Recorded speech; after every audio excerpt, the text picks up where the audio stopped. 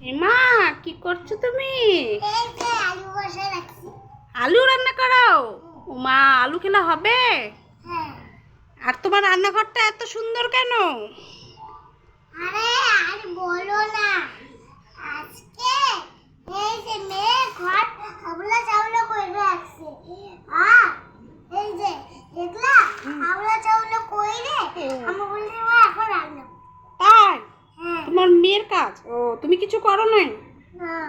তো তোমার মেয়ে যখন ছোট, বুঝে না, তুমি তো গুছাবা, তুমি তো গুছিয়ে রাখবা একটু। তুমি খালি রান্নাই করো, রান্নাই করো। একটু মাংস টাংস রান্না করো না? করি। বাজার যাওনি আজকে? আজকে আলু ঘরে ছিল তাই জন্য আমি রান্না করছি। ও বাবা, তাই নাকি? ও, তাহলে কখন রান্না শেষ হবে? খাবো তো, খিদে পাচ্ছে আমার।